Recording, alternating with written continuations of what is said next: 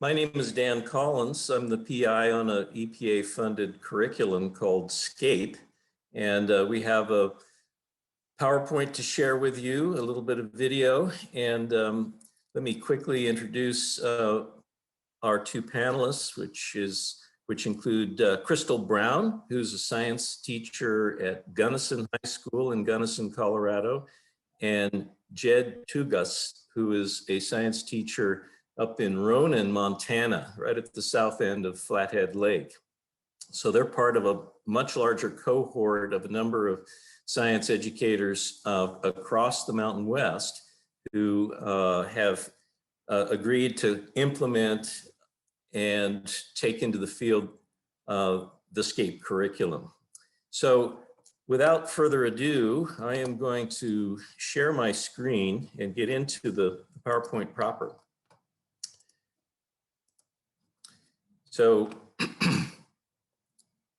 we're covering an area for this particular project, mostly in Colorado, Wyoming, and Montana, but SCAPE also had an earlier iteration which extended further south and focused on the Colorado River Basin exclusively. So we really can claim legitimately that we have covered the territory from the Mexican-US border all the way up nearly to Canada.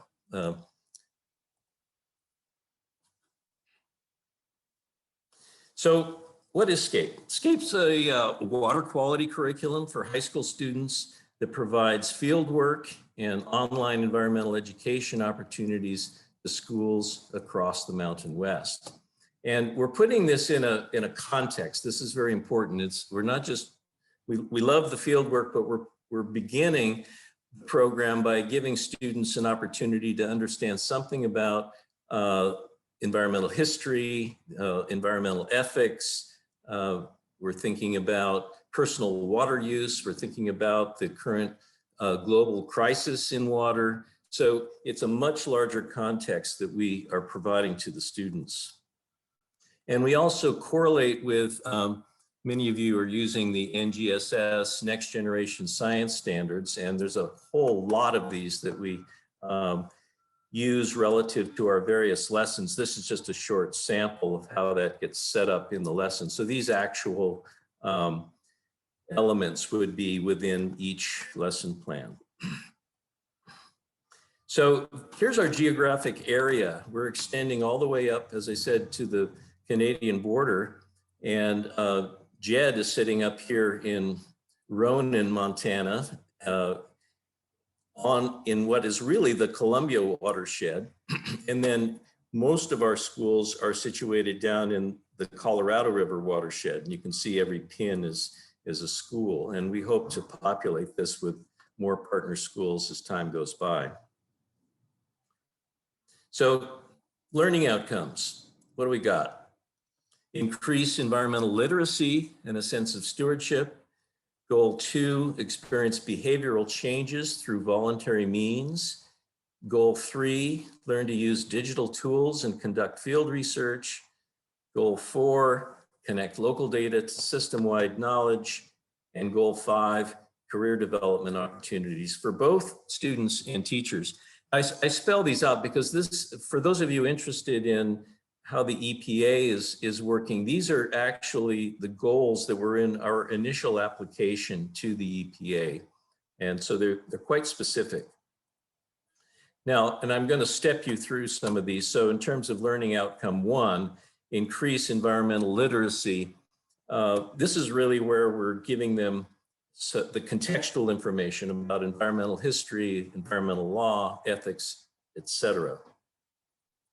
And this extends into historical accounts of, the early kind of opening up of the West. And in this case, many of you would probably know this map, this famous map from John Wesley Powell, which was his proposal for organizing the West around natural watershed boundaries, long before, Phoenix was on anybody's radar screen. There's also the idea of behavioral changes, goal 2.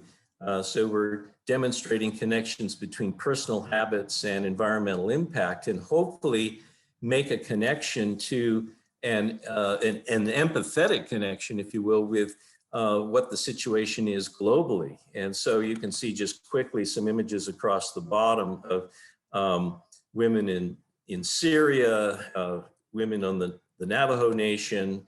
These are also women in Syria. This is in sub-Saharan Africa and in Kenya. So, I mean, this is a global crisis. And as I say here in the second point, by 2025, it's estimated that 1.8 billion people will not have access to clean, safe drinking water. And some of those people are right in the US.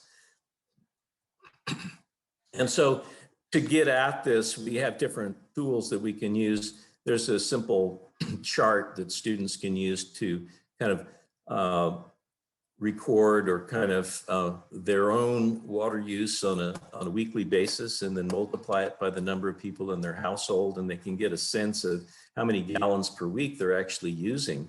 There's a really cool tool that has actually been shared. The presenters are actually at the NAAEE conference from Grace Communications. And I just threw this in there without permission, but in any case, it's an online tool where you can go through, just browser-based, and it's fun. It's a fun way of calculating your own personal water use. So learning outcomes 3,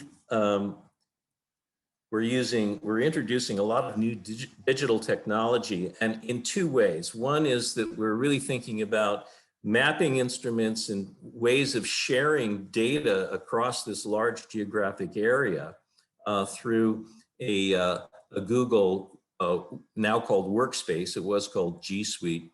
And we're then at the level of the local schools, we're providing instrumentation, digital sensors where students can go out and use these probes to get data about dissolved oxygen, pH, temperature, turbidity, et cetera.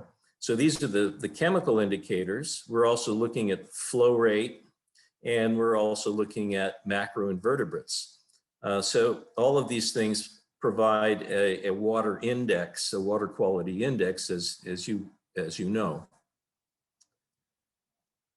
Now here's just some snapshots of kids working. So this is a young man down right near the Mexican border, and so he has a probe where he is actually sampling the speed of the velocity of the water. This is actually the Colorado River, quite placid when you get down to Yuma. But interestingly, this young man had never been to the river, because where he lives in San Luis, US, Arizona, about a mile north of the border, you can't even get to the river. It's like, it's got this fence and so on. So the river is seen as sort of like a demilitarized zone down there. So he was very excited to actually have the opportunity right off the city streets of Yuma in sampling water. This young woman is showing the kind of values you're getting using the digital sensors. Here's a value for pH and for temperature. So where does that data go? We map that data using Google Maps, Google My Maps actually. And so there's a really very nice, clean way of doing it. Once the students have that data uploaded from a Google form, it goes right automatically into a spreadsheet. And if it has proper lat-long information, then that can be uploaded directly to a map.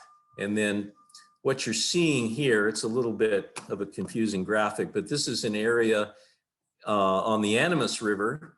One of our other schools is Animas High School in Durango, and Steve Smith sort of determined this area of interest, this sort of study area, and then each of these pins indicates a collection site. So we can tie the actual values taken on the field trip to these collection sites, and then students across the entire system can access that data. Now you can see all he was really interested in was basically the pH, and you can see the pH at this point up in the Animas River watershed was 3.64. Well, why? Well, that's because it was just right after the big Gold King spill up that river, which dumped a lot of acidity into that whole river system, and it came all the way down to the Navajo Reservation and on to the Colorado. Macroinvertebrates, both Jed and Crystal will be going into that shortly.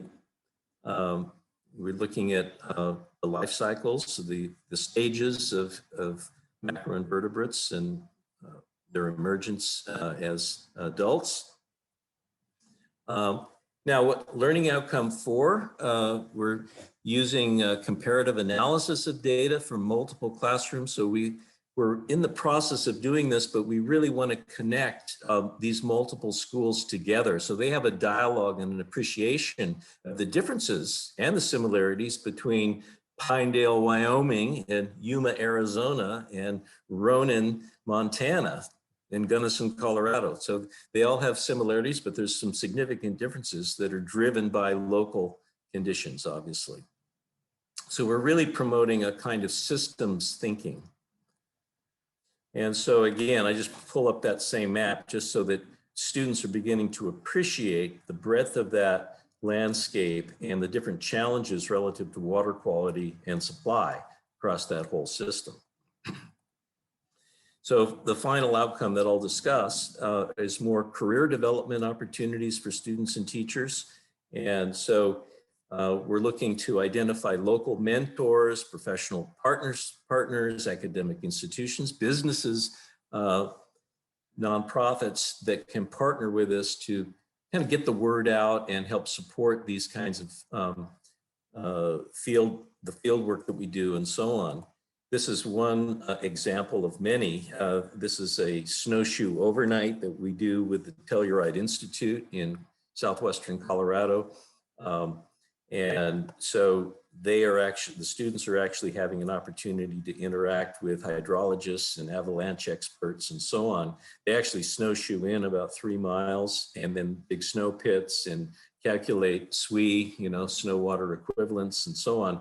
So it's really a real kind of deep dive into the possibilities of the professions.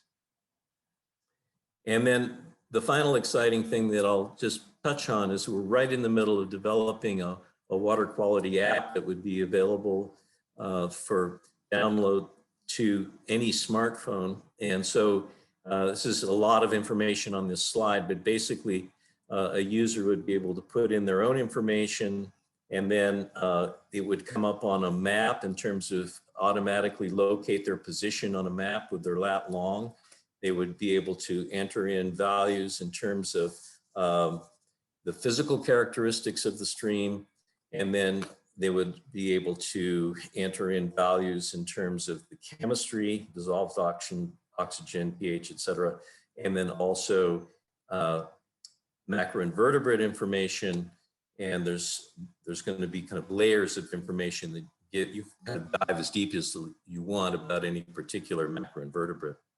So with that, I'm going to turn it over to Crystal. And so Crystal, I'll just be your slide person. Perfect. All right, I'm Crystal Brown. I'm a third-year science teacher here in Gunnison, Colorado. I actually have all my students behind me. They very quietly and respectfully were joining class as we came in. So don't know if you can see them, but they're glad to be here and learning about more of what they're doing in the classroom and kind of the perspective out. So as I mentioned, I'm a third-year science teacher here in Gunnison. I've actually been in the Valley for about 9 years, and I have lived, or my family's lived in Colorado for about 6 generations. So my mom actually grew up without running water or electricity on an old time ranch. So I could go on and on about my story about what water means to me and its importance and ebbs and flows. But SCAPE to me is really about what it does for the students and the opportunities they get to develop. All right, so first off, just some demographics. Gunnison School District serves about 2,000 students. That's between 7 public schools ranging from pre-K all the way up to 12th grade. We rank in the top 50% of public schools in Colorado, and we do this on a less than median average for both spending and revenue. So doing that on relatively low finances. Our community represents 19% of a minority population. Most of that happens to be Hispanic, but we do have a substantial amount of indigenous Mexican population, which is the Cora. So they actually are speaking in unwritten language and come to us with various levels of English.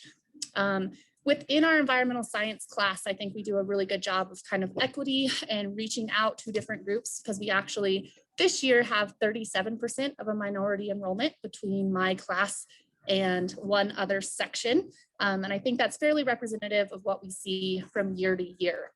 Lastly, we're blessed in that over 80% of our county is public land. And sorry, I'm doing a point so I don't have to interrupt my thinking as I begin to change the slides. So I was first approached about this grant actually the Friday before my first Monday of teaching ever. Already developed my entire curriculum, had an idea of where I was going, and then this just kind of landed on my lap. So I walked down to my principal, not really sure of what this program was, but knowing that our school believes in connecting to students to something bigger than themselves, providing opportunities that spark curiosity, helping them discover who they are, as well as create a difference in the world. And finally, through all of that, find the confidence to pursue any opportunity in life. So when you look up the SCAPE grant program, because I had no idea what it was, I just Googled, I found this. And this is the bottom paragraph that you find. And it said the SCAPE program will provide specific training and environmental education pedagogy as related to real world problems, water quality and supply, and will give our partner high school teachers the tools, methods to move forward from knowledge into action. So this truly was my selling point. Like I just had to show that to my boss and he's like, yep, do it, we're in. You can see all the things in the background. This is what we're looking to develop our students into, and it kind of hits the nail on the head, even in just that final sentence describing the program.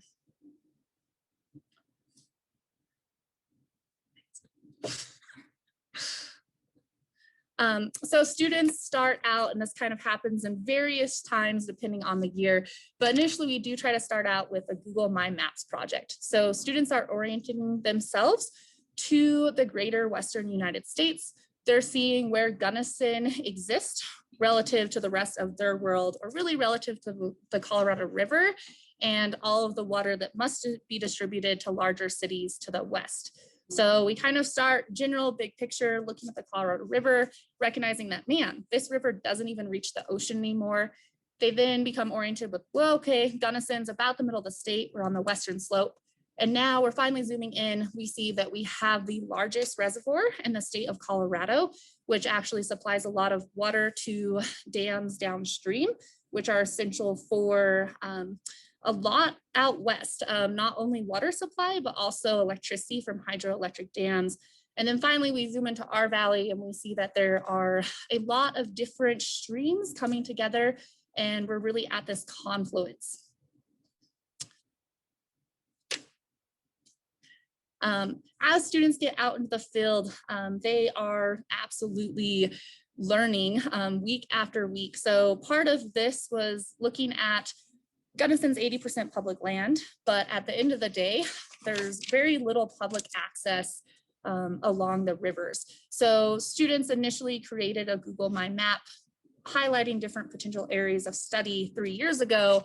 And it came down to the fact that there's just not a lot of public river access that's within easy access from our school. So we landed on a state wildlife area that's within 10 minutes so that we could go during lab periods and actually start to form a relationship with the land. So week after week, for about 4 weeks, students are going out and studying these different parameters, as Dan mentioned, looking at macroinvertebrates, the riparian zone, water quality, and then how much water or stream flow is coming through that area. as they're doing this, I truly, truly believe that they start to discover who they are and how they can make a difference in the real world. Connecting with this environment around them, getting to use tools, try things that they've never done before, think little bugs and macroinvertebrates and things that they've never seen are cute, and realize that, man, I, as a high schooler, can make a difference and become a citizen scientist.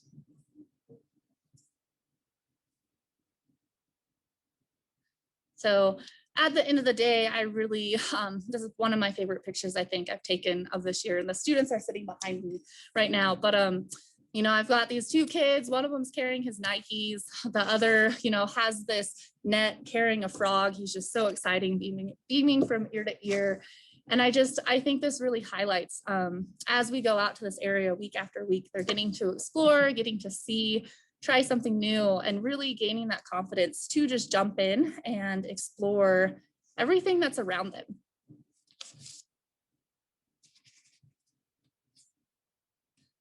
So as I mentioned, they ended up on this particularly easy to access point that is Colorado Parks and Wildlife land. It's actually a more of an area to go hunt or what have you, but we've been able to work out this negotiation where we can go down there and do water studies. And as you can see in this map, actually bringing in that satellite layer, you can see that we're this really kind of narrow riparian corridor. We live in a high mountain desert, so there's a lot of water scarcity just in our community outside of the town itself. So not only do we have to think about how we manage water and different resources, including food in our valley, but we're a headwater community. So all of this water is also going to go downstream and affect everything along the Colorado River.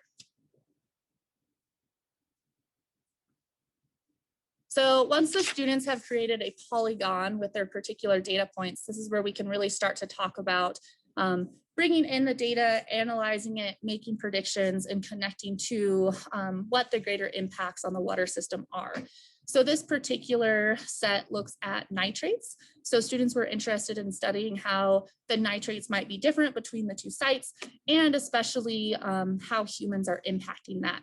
So the lower site, farther downstream, so it's actually at the bottom of your screen, is highly impacted by human activity compared to the upper site. And for my students, human activity also included the cattle that are seen within that area, as well as a road that's established.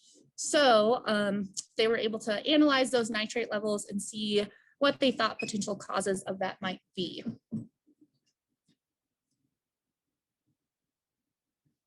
Another perspective that students have taken is to look at just the biological indicators themselves rather than the hard chemistry. So by using and looking at macroinvertebrates, students can start to get a sense for how healthy the water quality is. Different macroinvertebrates have different water sensitivities. So some can tolerate really mucky, dirty water, while others can only tolerate really pristine, fresh, clean water.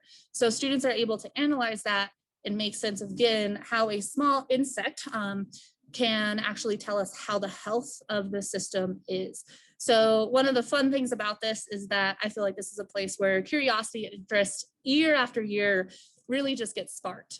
Most students and probably most adults don't know that bugs actually spend most of their life underground or in the water. So this becomes a fun place for students to really see the world around them come alive in an area that they might have otherwise not realized was beaming with life. So this is just a quick video that some students had made using their cell phone. You can see though, as you zoom in, there's some beetles roaming around. There's a stonefly right in the middle. As we pan across, you'll start to be able to see some caddisflies and their casings creep and crawl around. And this is stuff that if you're not really like with your face in the pan of water, you're not necessarily going to see it.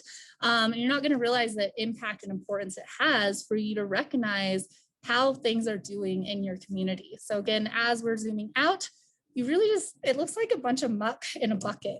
But students are given that opportunity and it's really fun. Most of my students end up thinking they're cute. Some of them think they're creepy crawly, but at the end of the day, they're making this connection and recognizing that, hey, this indicates how my water is doing. So I just feel like this curriculum again and again does this process of knowledge to action. And with our layout in our school and what we've been able to do, I feel very fortunate that it fits into a lab period. So every week, students are getting to experience what it's like to be a field worker. The first 2 days of class, we're in the classroom, we're preloading. By the time the lab day comes around, we're out in the field, just like you would be at a field office job. Get to work in the morning, figure out information, collect your supplies, go out into the field and collect data on that long day. And then we're able to wrap up the week on Fridays by uploading that data into an online database. We may not look at it again until winter. Winter comes quick here. Yesterday, we already had a little bit of snow on the ground. This morning, it was too cold for our Lab Quest 2 to work out in the field. So very quickly, we'll start transitioning into what you would be doing in a field job, where you really start to analyze the data and make sense of it with all the other pieces. So as we've gone through this, I really believe you get that shift. It's no longer about the selling points from SCAPE, but it's about everything our district and everything every other district hopes to inspire and bring to their students. So you can see I've now transitioned that SCAPE program, their highlights to the back, and brought to the front what our district is seeking to obtain for all of our students. And I think that this program does a successful job doing. And a big part of that is student voice. So this has allowed us to go well beyond our classroom. Students participated with a fall harvest that the food came directly to our schools. This afternoon, we'll actually be headed out to help winterize that same garden. We've been working with Western Colorado University students for multiple reasons. Sometimes it's that maybe we're borrowing equipment. Other times it may be that students will come in and help with a field day and learn if they want to go into education as a college student, mentoring students out in the field, learning some of the stuff as well. I had students last year present at a Colorado conference about water through Wild Rose Education and the Youth Water Leadership Program. And then more recently, we've been able to span out into the Zero Water Day partnership. Dan was able to connect me with some further contacts, and we're now on a pretty friendly basis with the Director of Education for UNESCO and the UN Mountain Partnership. And just yesterday, we had students presenting to Rio, Brazil for the 90th anniversary of Christ. So it's really amazing how just taking one step can really open doors. And I just almost am at the point where it's like, when do you stop closing some of the doors? Because there's just so many options. But I think right now what we're seeing is this universal collaboration is where the world's heading. And programs like this really provide the platform. So I'm going to hand it over to Jed. He's up in Montana and has been able to implement this program as well. It looks a little bit different than what I've done on the weekly things, but the cultural connections and what it's been able to cause in his community is also inspiring. So without anything else, go ahead and hand it over to Jed. Hello, as Crystal mentioned, my name is Jed. It's Jed Tugas. I teach at Ronan High School. Ronan High School is on the Flathead Reservation. I'm going to talk a little bit about that as we go forward. But I myself am not from this reservation. I was born and raised here, but my tribal connection is to the Fort Peck Sioux and Assiniboine. And so that's actually over in eastern Montana. I'm a first generation descendant of that tribe, but my parents and grandparents have lived on this reservation since I think like the 1920s. So I'm third generation on this reservation. All of my friends, or most of my friends, are members of the tribe that I now live on. So I teach at Ronan High School. Really, our biggest kind of objective for our students is that we want to empower them for life. We want them to be successful academically and be engaged in their community, but we want to instill those skills that allow them to be successful and to believe in themselves as they move forward. So this is just a kind of a little grounding of where I'm at. So in Montana, you can see that red area, that's the Flathead Reservation. It contains Flathead Lake, which is the largest freshwater lake west of the Mississippi. So I'm right at the south end of that. Our student teacher ratio is 15-1. 100% of our students qualify for free and reduced lunch. We do have a large low income population. And then we have 65% of our students, the majority of them are Native American. And they are, well, the reservation that I'm on is home to the Bitterroot Salish, the Pend Oreille, and the Kootenai. But we have members from tribes all over the country because we have one of the most successful tribal colleges in Pablo. So we serve a very diverse population of Native and non-Native students. So I always like to make that distinction that all tribes are different and have different views. So my implementation of this curriculum, I should mention, I also am only a third year teacher. So we're both pretty new at this, but I came into my teaching position and there was already a course called Montana Natural History. And I kind of similar to what Crystal experienced, I actually ran into Dan at our lake honoring and he kind of pointed me in the direction of what they'd been doing. And I got a hold of the grant. It had actually been presented to some teachers before me, but they didn't join. And I was like, well, this is perfect. I mean, it seems to fit exactly what we do. So that course was basically based on getting students out doing field work. It was the third year science course. And so introductory field biology. It had an emphasis on teamwork, engaging students and being curious with the environment. And then it had a huge, large component of Indian education for all. So Montana, we have a law that we have to incorporate IEFA into our curriculums. And so this ended up providing a structure and a connection that was missing from my curriculum before that. Go ahead, Dan. We'll go to the next one. So why SCAPE? As I kind of mentioned, I actually graduated from Ronan High School, the school that I teach at, in 2001. So I had a personal connection. My school, unfortunately, we have been in the bottom 50% as far as testing goes for, well, since I was in high school. And so one of my, one of the reasons I went to become a teacher was to come back to my community and to help change some of that. And one of the things that I keyed in on through my education was the importance of place and project-based learning. So making the kids feel like they have a connection and an investment in what they're learning about. And so the SCAPE curriculum is that. It allows me to engage and bring interest to my students. Hopefully through engaging them and getting them more involved with what they're learning, it'll also increase the rigor and test proficiency of my classes. We have the tribe here, Salish, the Kootenai tribes have a large outdoor, well, a large wildlife section of the tribe. So there are a lot of career opportunities in the area that if they're interested in working outdoor, it's a great opportunity for them. Also personal identity and empowerment. So with our IEFA lessons and then having these students really bring in their cultural background and their knowledge, we're trying to empower and bring some equity back into their learning space. And then we want our students to be environmental stewards and to raise awareness for the issues that they're seeing. And then also we do a bunch of group work and critical thinking. So that's always applied throughout all of our lessons. Go ahead. So SCAPE helped me in many different ways, but you can see the before and after picture there. Before I'm sitting and I'm using a bunch of different chemicals and I'm trying to kind of explain how to do them all, how to do all the different tests. And then after we have some students with the different sensors.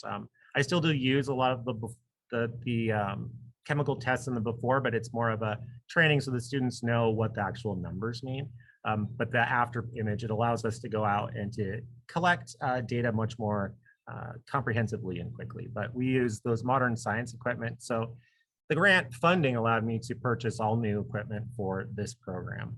So we have wireless sensors. It reduced the consumable costs per year. It provided comprehensive lesson plans, which are amazing as a teacher. It also allowed me to have funding for field trips. I'm a nerd, so I've always loved computers. So the digital manipulation of different things within the curriculum, I thought that was critical. And also it allows for the students to be working with collaborators across the country and hopefully one day the world. And then it allows me as a teacher as well to connect with other teachers like Crystal who are doing similar things. So the way this was implemented in my class, at least last year, was we did it all year. So we do water quality stuff throughout the year, and I kind of implemented it that way. So the first thing we did was we went down to a local park. So we analyzed water at the local park and did some macroinvertebrate sampling there. So we tested for pH, turbidity, dissolved oxygen, basically all those indicators that are telling us kind of the health of different bodies of water. And then we partnered with the Flathead Lake Biological Station. So they've actually been on the lake for over 100 years. I think they're one of the oldest biology stations in the West. But we were able to go up there and they can help facilitate doing these samplings on actual Flathead Lake. And then they have some awesome and amazing tools that they can help explain to the students. So it allows me to kind of be along for the ride and enjoy it with the students. So I always think that's important. So the way this worked is we started the year with our pre-field trip. We went up and we did more water quality data collection at the Flathead Lake Biological Station. And then every year we usually take a field trip to Yellowstone, but COVID happened. Yellowstone was shut down. And so we quickly adapted, and it actually worked out perfectly because it allowed me to do a 700-mile trip throughout Western Montana, where we collected water data at 7 different sites. So the nice thing about this was it was a variety of different sites. We had Flathead Lake that we sampled. We had the Flathead River right below where the dam releases. We had some sampling down by, we have a bison range. So we did some sampling near the bison range, a different river. And then we moved up to Bull Lake, which is a mountain lake. So we were able to sample there. And then we also made it to Lake Koocanusa, which is actually a man-made reservoir, and it has selenium in it. So we were able to visit all of these different areas. And then we also talked a lot about water rights, what a water quality index means. We were able to compare that between the different sites that we went to. We were able to see some of the ecological impacts of these different areas and the water quality. And then also our relationship to water. That's important, especially from a cultural perspective. The different tribes often have kind of a sacred view of water. So we were able to make some connections between the uniqueness of water and how those kind of why that might be the case in a lot of Native communities. So this is just an image of, actually to the left there, that's Kootenai Falls. So the Kootenai tribe is one of the tribes on our reservation. This is a sacred site for them. Religiously, but also just for fishing access. And then on the right there, we lost our kick net on our trip, so we were adapting to change, and I'm using an Oakley bag to do some water sampling.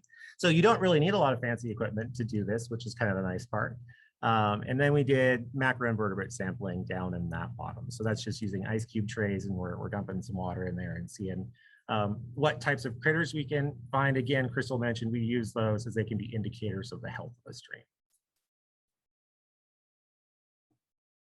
And then this is a big part. I have a deep connection to my culture as well as many of my students. And so I feel that one of the best ways to bring equity into the classroom is to integrate those understandings. And so we looked at the connections that the tribal people locally have. We also visited these different interpretive signs that the tribe has put up along the river and looked at those.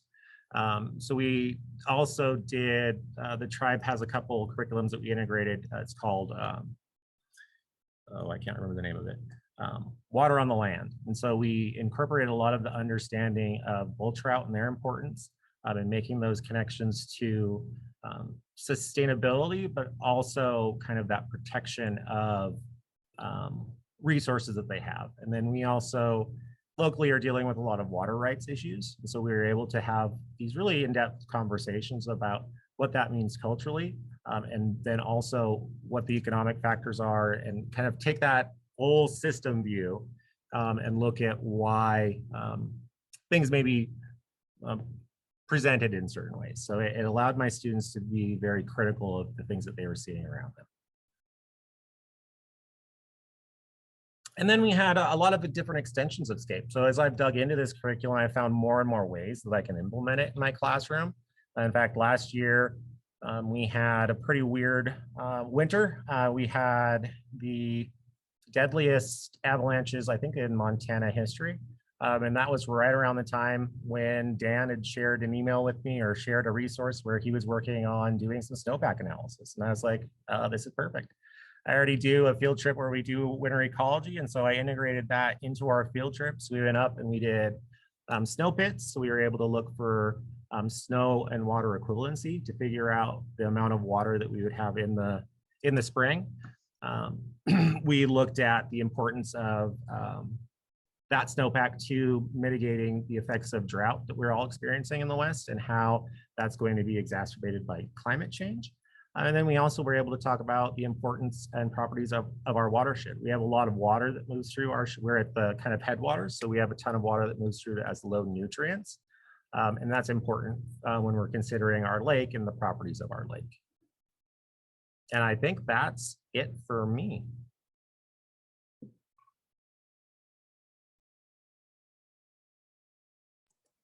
That was great. Crystal and Jed, thank you so much. Those were really terrific presentations.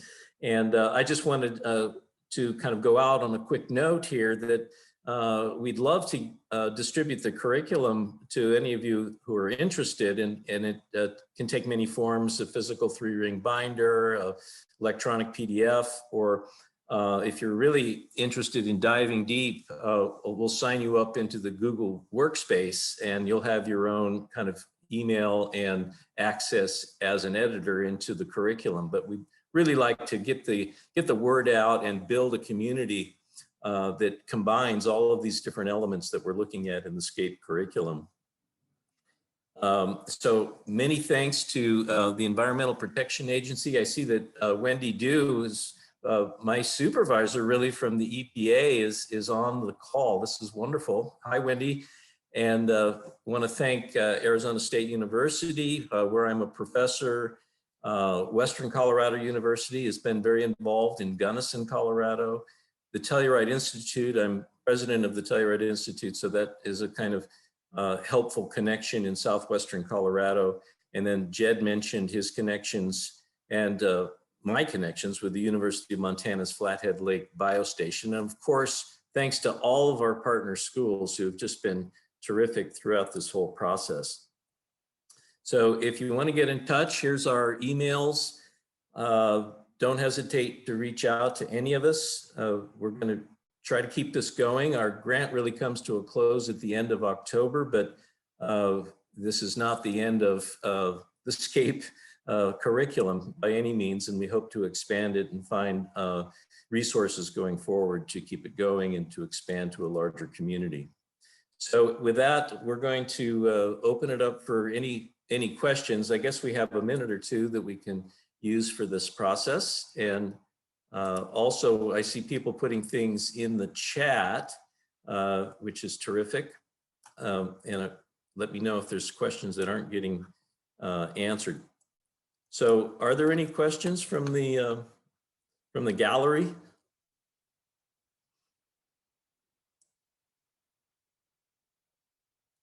I'll ask a question. Great. I'm Sarah Johnson. I'm curious, when you say you want this to grow, I'm curious, like, who's the target audience? Is it rural schools in Western United States, or is it like Western Colorado? And I'm sitting in Carbondale, Colorado, which is in Western Colorado. Well, we're really looking across the Mountain West. And so we have, partner schools all the way from the Mexican border all the way up to Canada. And so there's a lot of connections across these schools in terms of similar problems, but each area has its own special challenges. So in some cases, if you're on the Navajo reservation, there might be uranium contamination of water supply.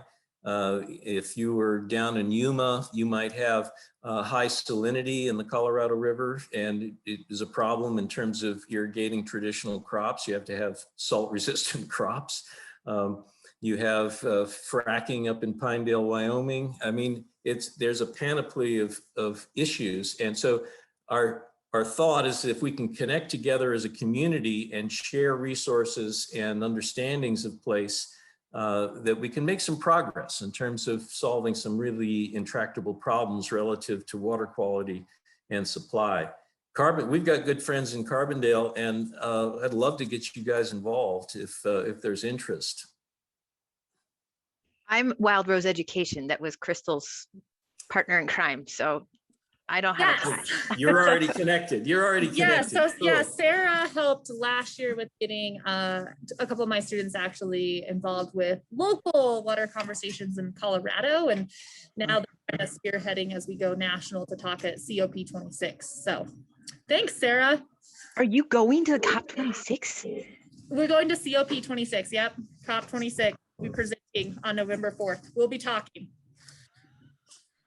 That's I awesome. mean, Sarah, another part of your question was about it. Are we looking for rural or maybe underserved schools? And that's definitely true. And I think, you know, I've had a lot of connections with the school in Telluride, and we love working with them, but, you know, they're very well equipped, and they don't need us to supply them with equipment or anything. But there's other schools across the region that are really struggling and could use professional interactions with, you know, hydrologists and environmental scientists and so on, and also get a hit in terms of equipment and resources for field trips and so on.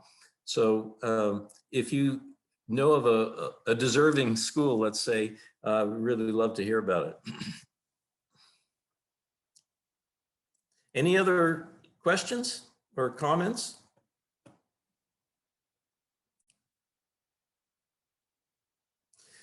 Okay, well, I just want to say one comment. I really appreciate just the energy and the chat and people's excitement. I think this curriculum goes well beyond the Western US. The parts that are specific to the West, sorry, I have my mask on with students, this is weird. But with the West, the parts that are specific to the West really are talking about the Western water laws and how our land has continued to be divided up and waters continue to be divided up per water laws, which is completely different than what you see in the East, which I think is so important for students to understand and kind of bring in that global perspective, even just within the United States, that even in our country, as large and as vast as it is, that there's totally different ways to do things and totally different climates. And, you know, here where we are, we're very much being impacted by desertification, where we don't necessarily see that in the same way on the Eastern US, but I think it's important for students to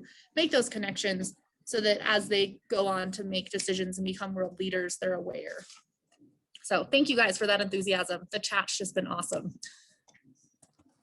well said, Crystal. Thank you. I'm so glad your student showed up, Crystal, for the presentation, and we hope to have some you know, big Zoom sessions that include all of the schools in the current SCAPE program, or other schools who are interested in getting involved. So spread the word, and maybe we'll have a great big hoedown online here before too long.